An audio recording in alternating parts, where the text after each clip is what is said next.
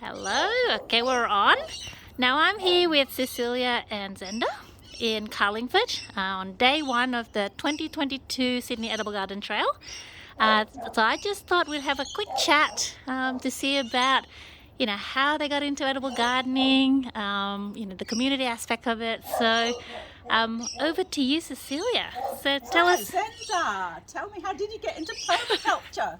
Well, I really can't remember exactly, but all I can think of is I was a science teacher at Calawa, and I'd come from the country, and I loved being a country girl. I loved farming and growing tomatoes and growing animals and the whole thing, and there was no outlet for me.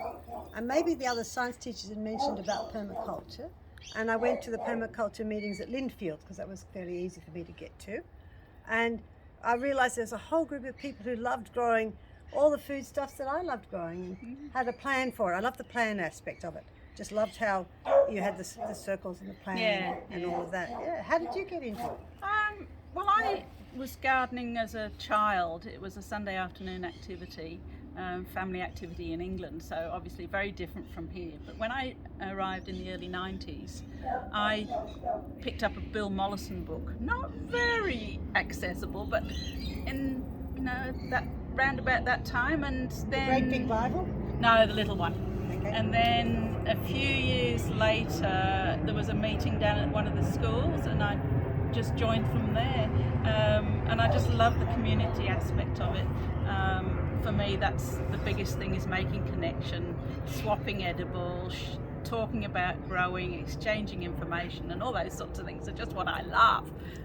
We're standing here by the loofah plant, and if we just trail upwards, we've got one here.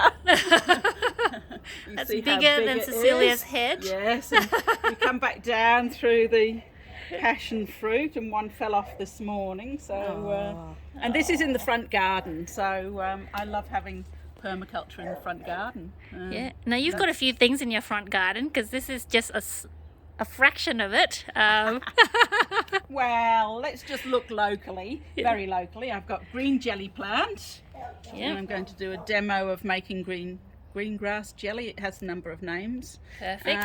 I've also got, you have to look up high. What's that one? It's blue butterfly pea, but it's lilac.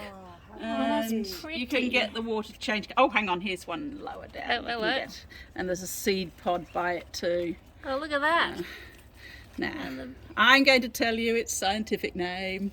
Oh, go on. You know what? Clitoria tonata. Oh, jeez. All right. I've got no chance of pronouncing that one. I don't even all try. right. And are these as pods? Yes. Are they edible? Yes. I don't think so. I collect lots of seeds because I send seeds to people everywhere. Yeah. Well, not everywhere, where I'm allowed to around Australia. Yeah. Um, And look, there's another loofah there. yes. Beauty. Look at that. And we've also got And passion fruits. Heaps of Yes, passion beautiful big fruit. passion fruit there. somewhere in here I've just got a white choco, but it hasn't given me any fruit yet. So And behind there's like grapevines? no, that's still the passion still fruit. passion? The grapevine is on the other end, but it's coming to the end of the season. Great. And I like that, and it's a very permaculture thing. It's protects us, because north's over that way. It protects us in the summer from the western sun, and then loses its leaves in winter, so we get the sun and a bit of light and warmth, and we get fruit. And Multifunction. The variety I grow is called Iona, Iona. which is mildew resistant, so it's suited to Sydney, and I'm taking cuttings, and there's quite a demand for that. Perfect. Then round the front, we might not walk down there, but we might just sort of pan round and Yeah. see that we've got salvias along the side. Heaps of salvias.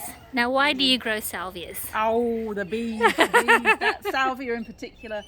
When the sun gets a bit stronger, we should see teddy bear bees, and I love them. I love And teddy bear blue-banded bees. bees, European bees, and a whole heap of other bees I can't name. Yeah, it's so And important to my have the bees, isn't it? Tetragonula carbonaria. I always think it sounds like an Italian meal, but anyway, they're my stingless bees. Excellent. And Do you have a then- stingless bee hive here? I do. I have two. Oh, One's strong, one's not. I did a budding technique, so we'll see, we can look at that. At So some point. budding technique is in like the induction? Like eduction. Eduction. Eduction, yes. Yeah. Hook them up. Yeah. And, Hopefully they'll hope migrate they'll across. requeen as well, but I'm right, not right. sure how it's okay. going. But anyway, Experimental stage. yes. And then if you pan around that way, you can see that I've got herbs at the front.